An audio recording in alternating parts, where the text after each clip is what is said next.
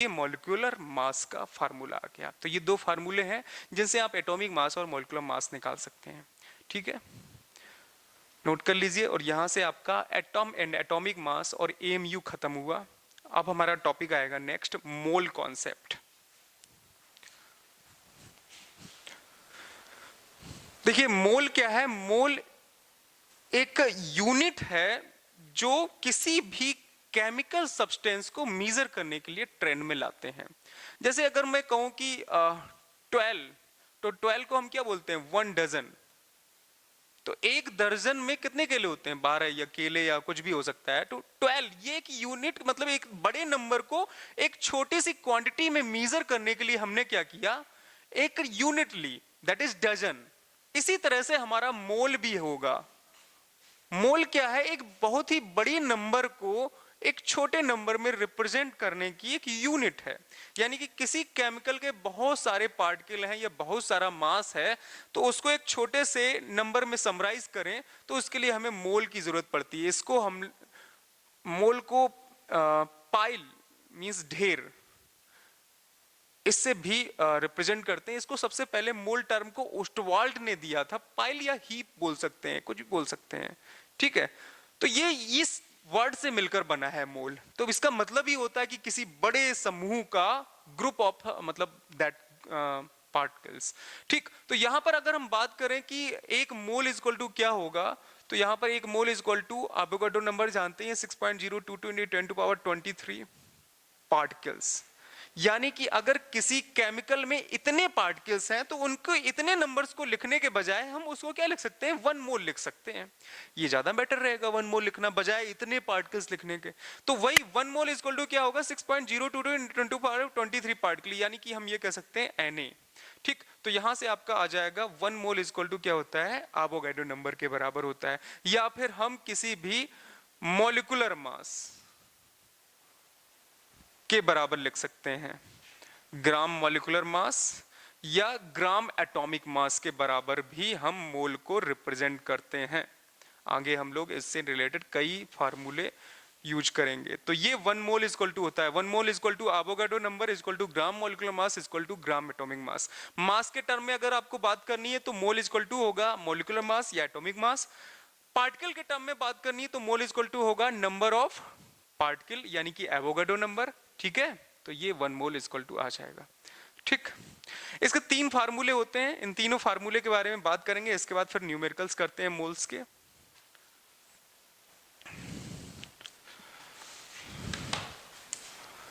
पहला फार्मूला होता है मोल निकालने का, mole is equal to weight upon molecular, या फिर यहां पर लिख सकते हैं क्या? Atomic weight. ठीक, दूसरा फार्मूला होता है मोल का, mole is equal to number of particle upon Avogadro number. और तीसरा फार्मूला होता है मोल का वॉल्यूम ऑफ गैस, यानी कि वॉल्यूम पर भी रिप्रेजेंट करता है, वॉल्यूम ऑफ गैस और अपॉन 22.4। ये क्या है? Volume of gas at NTP. ये 3 फार्मूले हैं मोल के। इन 3 फार्मूलों से आप मोल से रिलेटेड सारे न्यूमेरिकल सॉल्व कर सकते हैं। केवल ये 3 फार्मूले, इनको आप याद कर लीजिए। नहीं याद कर पा रहे हैं तो एक मैं चार्ट यहां पे बना के दे रहा हूं, उस चार्ट से आप लोग याद कर सकते हैं। देखिए मैंने यहां लिख दिया मोल, ठीक है, यहां पे लिख दिया ms और यहां पर np और यहां पर लिख दिया वॉल्यूम। ठीक है, देखिए मास ऑफ सब्सटेंस और यहां पर आपका हमने लिख दिया मॉलिक्यूलर मास। ऑलराइट, और नंबर ऑफ पार्टिकल यहां पर लिख दिया एवोगाड्रो नंबर। एरो का मूवमेंट देखते रहिए, एरो का मूवमेंट यहां से आप ट्रेंड कर सकते हैं।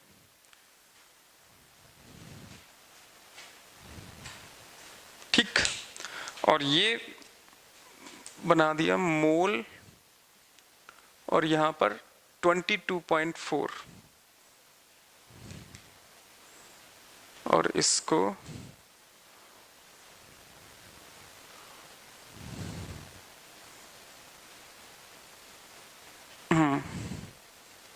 ये, और यहां पर लिख दिया D M D M D M this is. तो देखिए इससे ये सारे फार्मूले जो भी लिखे हैं वो क्लियर हो जाएंगे। D for division, M for multiplication, ये ध्यान रखना, डी फॉर यहां क्या है डिवीजन और M for multiplication. NP means होता है नंबर ऑफ पार्टिकल और एमएस क्या है यहां पर मास ऑफ सब्सटेंस। ठीक है, तो देखिए इसको कैसे याद रख सकते हैं। अगर हम मोल तक जाना चाहते हैं तो देखो मास से मोल तक जाना चाहते हैं, यानी कि हमें अगर क्वेश्चन में न्यूमेरिकल में मास दिया जाए, मास ऑफ सब्सटेंस, और हमसे पूछा जा रहा है कि मोल क्या होंगे, तो देखो mass of substance divide by molar mass, mass of substance divide by molar mass is equal to number of mole, mass of substance divide by molar mass is equal to number of mole। तो यहां से आप याद रख सकते हैं mass of substance divide by molar mass is equal to क्या हो जाएगा number of mole। ठीक है, उसके बाद देखो अगर आपको मोल दिए गए हैं और आपको नंबर ऑफ पार्टिकल निकालने हैं, मान लो आपको मोल दिए गए, क्वेश्चन में 2 मोल दे दिए गए और बोला कि 2 मोल में पार्टिकल कितने होंगे, तो देखो मोल मल्टीप्लाई एवोगैड्रो नंबर, मोल में एवोगैड्रो नंबर का मल्टीप्लाई करेंगे, नंबर ऑफ पार्टिकल निकाल देंगे। देखो एवोगैड्रो नंबर उधर जाएगा, यानी कि मोल में एवोगैड्रो नंबर का मल्टीप्लाई करेंगे, नंबर ऑफ पार्टिकल निकल आएंगे। ठीक, उसी प्रकार से यहां पर क्या कर सकते हैं, नंबर ऑफ पार्टिकल में डिवाइड करेंगे एवोगैड्रो नंबर का, number of particle divide by Avogadro number क्या आ जाएगा mole, number of particle divide by Avogadro number क्या गया मोल। इसी तरह से देखो मोल में मल्टीप्लाई करेंगे मोलिकुलर मास का, मोल में मल्टीप्लाई करेंगे मोलिकुलर मास का, कहां पहुंच जाएंगे मास पे। तो देखो ये एरो का मूवमेंट बना हुआ है, यानी कि ऊपर देखो सेम सेम एरो इस तरह से ऐसे मूवमेंट कराएंगे और लिखेंगे डीएम डीएम। ठीक है, ऑलराइट। यहां देखो अगर हमको वॉल्यूम दिया गया है तो वॉल्यूम में 22.4 से डिवाइड करना है और मोल बनाना है, और अगर आपको मोल दिया गया तो मोल में क्या करना है 22.4 से मल्टीप्लाई करना है और वॉल्यूम बनाना है। ठीक है, तो इस लॉजिक से आपके सारे प्रॉब्लम सॉल्व हो जाएंगे। ऑलराइट, ठीक, आप इसको नोट कर लीजिए, इसको चार्ट को बना लीजिए, सारे फार्मूले आपके यहीं से क्लियर हो जाते हैं, आप इसको अच्छे से देख सकते हैं। ठीक है, ऑलराइट, चलिए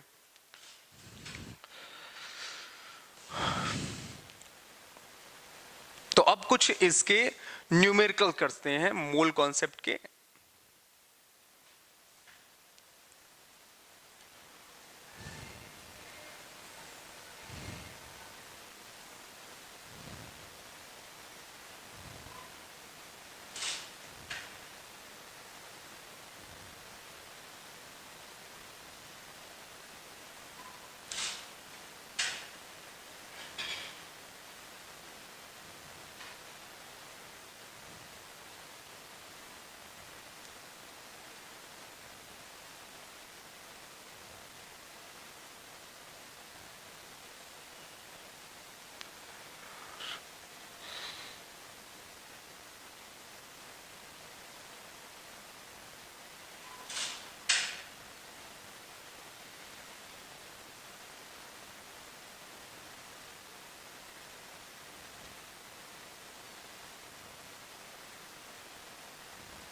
जैसे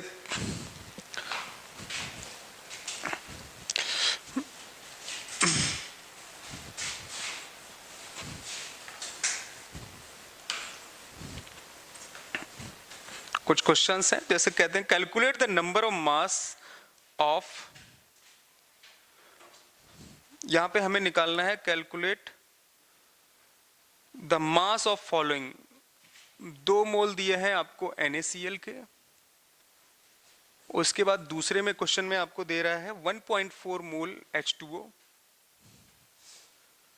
तीसरे क्वेश्चन में आपको बोल रहा है 3 मोल ऑक्सीजन, और कह रहा है कि मास निकालना है। क्या करना है क्वेश्चन में, कैलकुलेट मास ऑफ फॉलोइंग।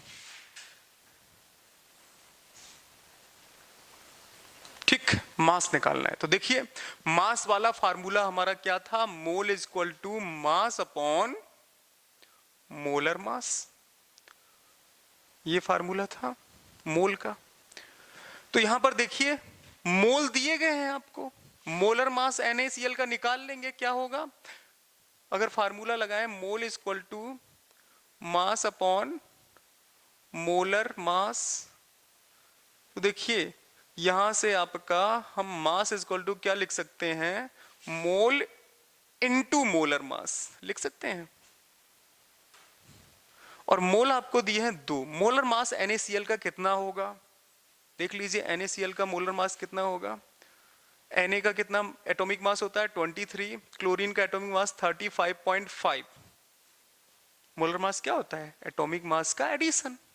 35 में 23 जोड़ो तो आ जाएगा यहाँ पे 58.5, और इसको अगर सॉल्व करेंगे तो कितना आएगा 10 और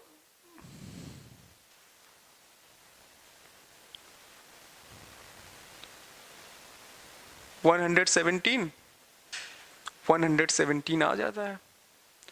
ठीक है, तो ये 117 क्या आ गया इसका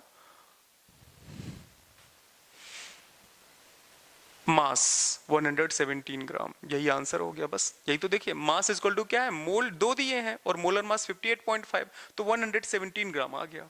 ऐसे इसको कर लेंगे, देखिए mole is equal to mass upon molar mass. देखिए H2O का मोलर मास यहाँ पे कैसे होगा, फार्मूला यहाँ पे बन जाएगा फिर से, मास इज इक्वल टू क्या, मोल इनटू मोलर मास। मोल कितने दिए H2O के 1.4, H2O का मोलर मास कितना होगा 2 + 16, 2 और H1, 2 × 1 2 और 16, तो यह क्या हो जाएगा 18, कितना आएगा 18, मोलर मास कितना होगा वाटर का 18। तो ये देखिए इसको कैलकुलेट करेंगे कितना आएगा, आइए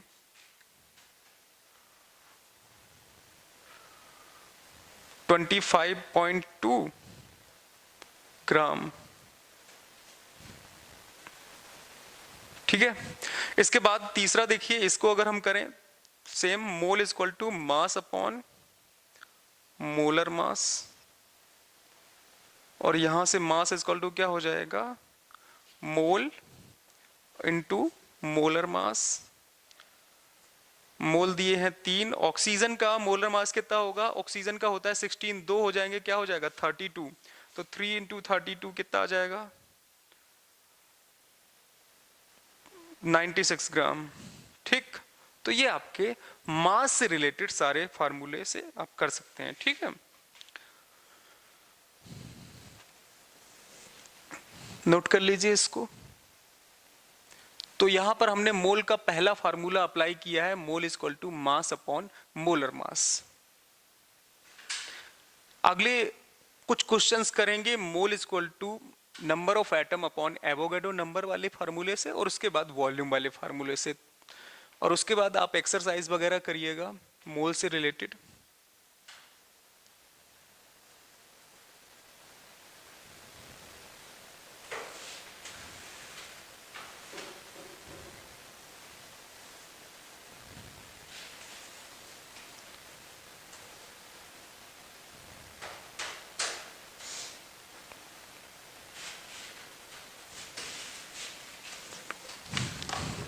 ठीक, तो अब निकालना है calculate the number of atom. यहां पर हमने मास निकाला था, अगले कुछ क्वेश्चंस में हम एटम्स निकालेंगे। तो नेक्स्ट क्वेश्चन लिखिए, calculate the number of atom of the following. दूसरे क्वेश्चन में कैलकुलेशन करनी है, question number 2, calculate number of atom of following. तो इसमें पहला लिख लीजिए 1.5 मोल कार्बन डाइऑक्साइड, दूसरा लिख लीजिए 2 मोल हीलियम। ठीक, इन दो क्वेश्चंस को सॉल्व करते हैं। तो answer first 1.5 mole carbon dioxide, इसमें आपको नंबर ऑफ एटम निकालने हैं। देखिए क्या होगा, फार्मूला क्या होता है मोल का, mole is equal to number of atom upon Avogadro number. तो यहां से Avogadro number is equal to क्या आ जाएगा, mole into number of, sorry यहां पर नंबर ऑफ एटम निकालना है ना, तो नंबर ऑफ एटम क्या हो जाएगा, मोल इनटू एवोगाड्रो नंबर, ये फार्मूला बना, इसी का यूज करना है बस। देखिए कैसे यूज करते हैं इसका।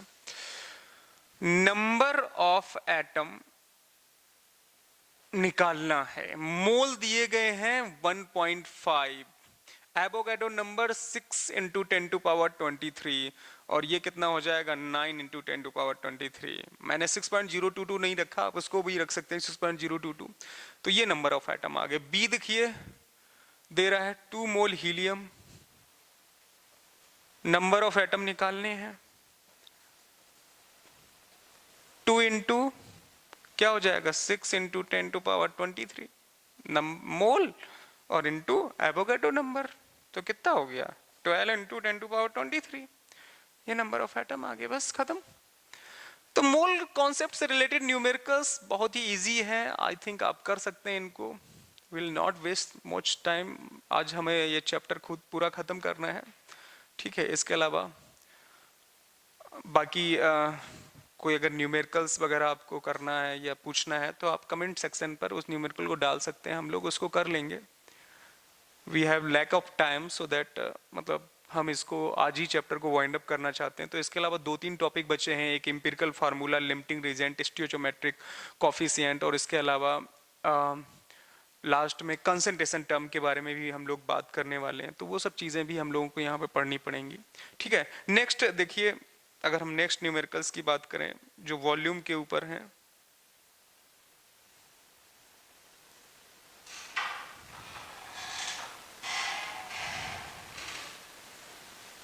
जैसे कह रहा है कि at STP calculate the volume of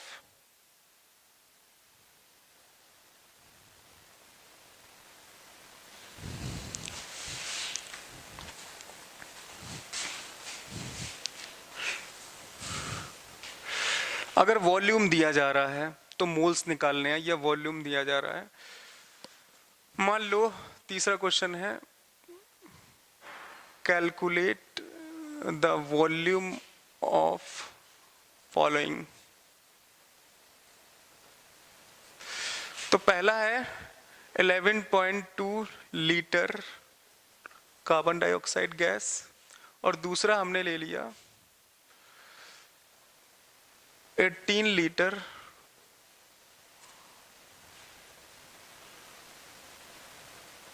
ammonia gas, ठीक है। देखिए वॉल्यूम वाला फार्मूला क्या होता है मोल्स का, अगर हम बात करें mole is equal to volume of gas upon 22.4, ये फार्मूला होता है, ठीक है। अब देखिए mole is equal to volume of gas upon 22.4 है, तो यहाँ पर देखिए यहाँ पे क्या कर सकते हैं, यहाँ पर हम लिख सकते हैं volume is equal to formula आ जाएगा मोल इंटू 22.4, मोल दिए गए हैं नहीं, वॉल्यूम दिया गया तो मोल निकालने, कैलकुलेट द मोल। तो मोल अगर निकालने हैं तो देखिए मोल कैसे निकालेंगे, मोल इज इक्वल टू क्या हो जाएगा, वॉल्यूम दिया गया 11.2 अपॉन 22.4, तो ये हो जाएगा 2 मोल। आंसर आ गया पहले का। बी का अगर आंसर करना है तो मोल इज इक्वल टू क्या निकालेंगे, देखिए मोल इज इक्वल टू हो जाएगा 18 अपॉन 22.4, इसको सॉल्व करेंगे आंसर आ जाएगा, पॉइंट लगाइए, जीरो उधर करिए पॉइंट, और ये आपका हो जाएगा 9 मोल, कुछ इस तरह से, ठीक है। तो ये आपके क्वेश्चंस इसके हो जाएंगे मोल से रिलेटेड।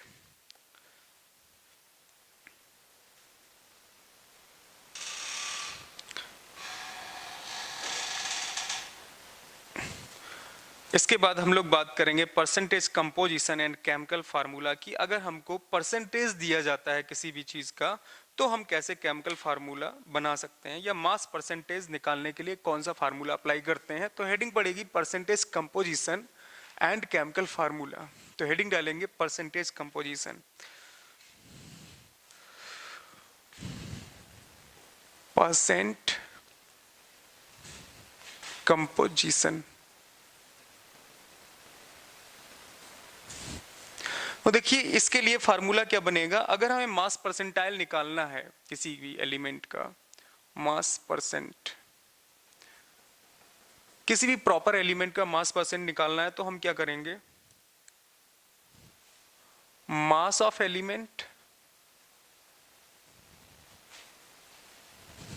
यहां पर मास परसेंट क्या है, ऑफ एलिमेंट की बात कर रहे हैं, तो mass of element upon molar mass of compound, जिस कंपाउंड के किसी एक एलिमेंट का मास निकाल रहे हैं इन कंपाउंड,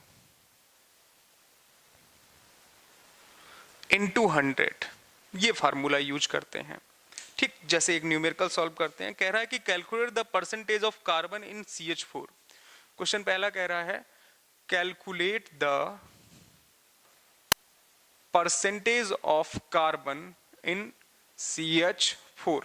तो देखिए इसका मास परसेंटाइल होगा, परसेंटाइल ऑफ कार्बन क्या हो, mass of element, mass of element carbon का कितना होता है 12 कंपाउंड में, भाई CH4 ये है, कार्बन का मास कितना होता है 12, हाइड्रोजन का कितना होगा 4 इंटू 1, तो यहाँ पे टोटल मोलर मास कितना आ जाएगा 16, तो 12 रेशियो 16 अपॉन 100, तो ये आपका आ जाएगा।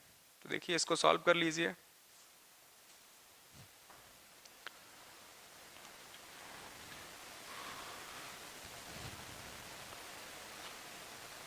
चार और 6.2 लगभग कुछ है, और ये आपका हो जाएगा 72.6, that is mass percentage of carbon. ये आप कैलकुलेट कर सकते हैं परसेंटाइल किसी भी कंपाउंड में एलिमेंट का। ठीक है, तो इसी तरह से हम बहुत सारे क्वेश्चन सॉल्व कर सकते हैं मास परसेंटाइल के। जैसे एक और देखते हैं, अगर हमें दिया जा रहा हो, मान लो कि H2O2 में हाइड्रोजन का परसेंटाइल कितना होगा, देखिए कैसे कर सकते हैं। तो calculate the percentile of hydrogen in H2O2, देखिए कैसे करेंगे। मास परसेंटाइल ऑफ एलिमेंट दिया जा रहा है, तो परसेंटाइल ऑफ हाइड्रोजन देखिए कैसे निकालेंगे। H का मास कितना होता है H2, देखिए यहां पर आपके क्वेश्चन में H2O2 के मास परसेंटाइल की बात कर रहा है और उसमें हाइड्रोजन का परसेंटाइल पूछ रहा है। तो हाइड्रोजन देखो इसमें है कितने 2, तो इसलिए मास कितना होगा हाइड्रोजन का 2, H2O2 का मास 2 और ये कितना होगा 32 और 2 34, तो ये हो जाएगा 17 और लगभग 5.9 कुछ परसेंटाइल, ये आ जाएगा percentile of hydrogen. You can do it. ठीक है, तो ये परसेंटेज कंपोजिशन हो जाएगा, आप इसको भी कर पाएंगे। ठीक है, अब देखिए केमिकल फार्मूला कैसे निकालते हैं, इस चीज को डिस्कस करते हैं।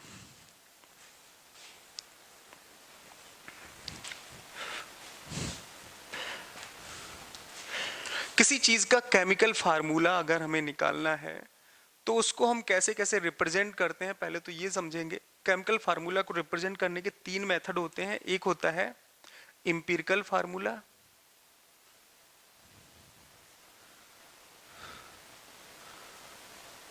एक होता है आपका मॉलिक्यूलर फार्मूला, और एक होता है आपका structural formula. Empirical formula represent करता है स्मॉलेस्ट नंबर ऑफ एटम,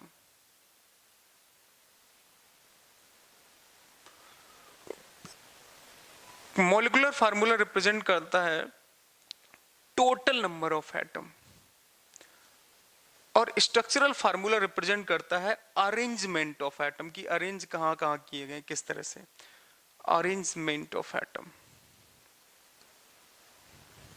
देखिए इसको कैसे समझ सकते हैं, जैसे आपने ये जाना होगा C6H12O6, ये क्या होता है ग्लूकोज। अगर आप कहें ग्लूकोज, देखिए मॉलिक्यूलर फार्मूला किसी कंपाउंड के बारे में पूरी जानकारी नहीं देता, ये ग्लूकोज नहीं है, ये फ्रक्टोज भी हो सकता है, कुछ भी हो सकता है, किसी भी कंपाउंड के बारे में पूरी जानकारी स्ट्रक्चर देता है। ग्लूकोज का स्ट्रक्चर ये होता है CHO CHOH का होल 4 CH2OH, तो ये है ग्लूकोज का स्ट्रक्चरल फार्मूला। ग्लूकोज का मॉलिक्यूलर फार्मूला ये है, इसमें अगर काउंट करो कार्बन 6 निकलेंगे, हाइड्रोजन 12 और ऑक्सीजन 6 निकलेंगे। और अगर ही इसका हम स्मॉलेस्ट नंबर लें तो देखो 6 1 जा 6 2 जा 6 1 जा, यानी कि ये बनेगा CH2O, ये होगा इंपिरिकल फार्मूला। क्लियर हुआ? इंपिरिकल फार्मूला क्या होता है? Smallest number of element in any compound, यानी कि सिंपल रेशियो, सबसे सिंपल रेशियो जो होगा वो इंपिरिकल फार्मूला होगा।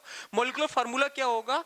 जो आपके टोटल नंबर है किसी कंपाउंड में एलिमेंट के, वो बताता है मॉलिक्यूलर फार्मूला। और स्ट्रक्चर फार्मूला स्ट्रक्चर के बारे में जानकारी देता है। ठीक है, तो हमें क्वेश्चन में क्या दिया जाता है? क्वेश्चन में अगर हमको मॉलिक्यूलर फार्मूला निकालना हो तो कैसे निकालेंगे? उसके लिए कुछ फार्मूले होते हैं, वो नोट कर सकते हैं आप। मॉलिक्यूलर फार्मूला निकालने के लिए molecular formula is equal to होता है N into empirical formula, EF लिख दे रहे हैं। ठीक, वेयर, जहां पर एन क्या है? एन होता है यहां पर molecular mass upon empirical formula mass. बस ये दो फार्मूले याद रखना है और आपके सारे न्यूमेरिकल एम्पिरिकल फार्मूला कैलकुलेट करने के आप कर सकते हैं, यानी कि मॉलिक्यूलर फार्मूला कैलकुलेट करने के कर सकते हैं। ठीक है, एक और याद रख सकते हैं कि molecular weight is equal to होता है 2 इंटू वेपर डेंसिटी, मैं V to V, molecular weight is equal to 2 into vapour density. ये एक फार्मूला याद रख सकते हैं। ठीक है, तो बस इतने फार्मूले हैं, इनसे रिलेटेड न्यूमेरिकल्स हम करने वाले हैं। ठीक है, नोट कर लीजिए इसको, फिर स्टार्ट करते हैं नेक्स्ट पे। ऑलराइट,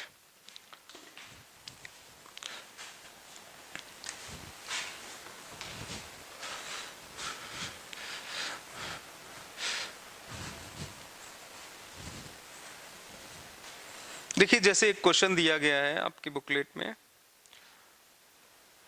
कह रहा है कि एन ऑर्गेनिक कंपाउंड कंटेन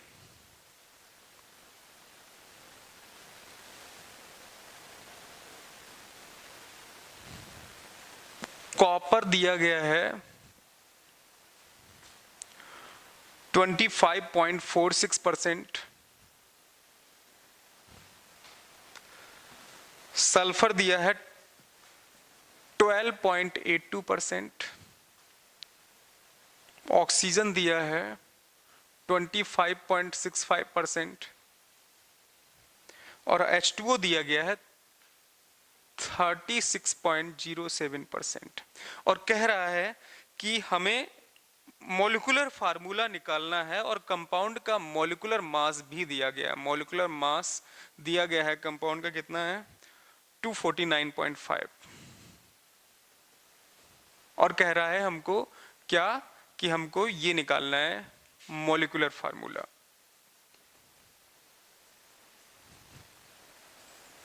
देखिए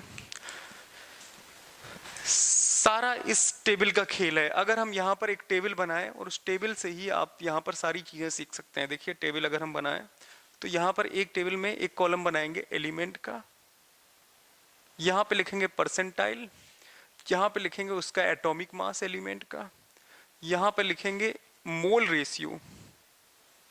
मोल रेशियो इज इक्वल टू होता है percentile upon atomic mass, percentile upon atomic mass. यहां पर लिखेंगे सिंपल रेशियो और यहां पर लिखेंगे whole number ratio.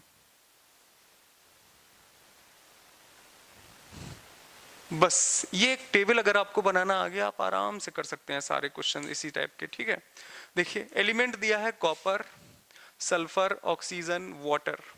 Element copper का 25.46, इसका 12.82, इसका 25.65, इसका 36.07।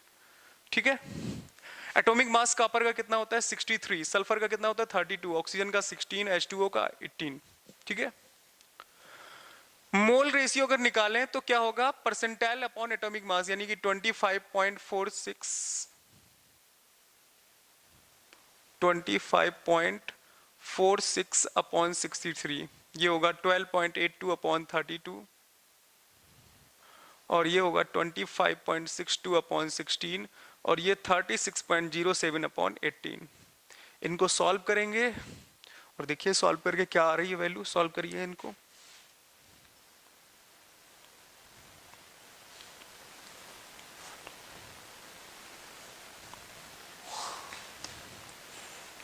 देखिए इसकी वैल्यू आएगी 0.4 कुछ, इसके बाद 0.4 और ये होगी आपकी 1.6 और ये लगभग 2। ठीक है, ये आ रही होगी, कैलकुलेट करिए तो यही वैल्यू आएगी। ऑलराइट,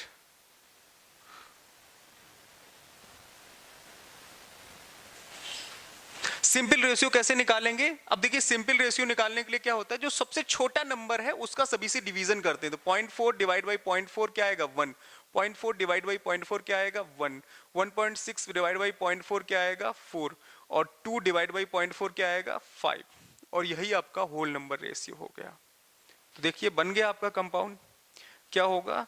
Cu, यहां से आपका इंपिरिकल फार्मूला निकल सकता है। इंपिरिकल फार्मूला क्या हो जाएगा? EF इक्वल टू, यहां से लिख सकते हैं हम लोग, Cu एक है, एक S है, O 4 है और into 5H2O, CuSO4 into 5H2O, ये इंपिरिकल फार्मूला आया है।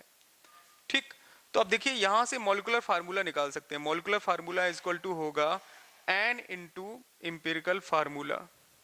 N यहां पर क्या है जानते हैं? Molar mass upon empirical formula mass और इनटू इंपिरिकल फार्मूला।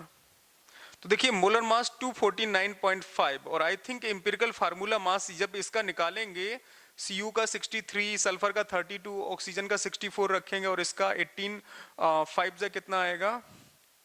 90। तो वो कैलकुलेट करने पर इतना ही आएगा, 249.5। और ये empirical formula CuSO4 into 5H2O। तो ये आपस में कैंसिल आउट हो जाएंगे, तो फाइनली मॉलिक्यूलर फार्मूला आ जाएगा CuSO4 इंटू 5H2O। और यही है आपका क्या? Molecular formula. तो इस तरह से आप मॉलिक्यूलर फार्मूला निकाल सकते हैं। ठीक है, तो यहां से आप इंपिरिकल फार्मूला और मॉलिक्यूलर फार्मूला भी निकाल सकते हैं।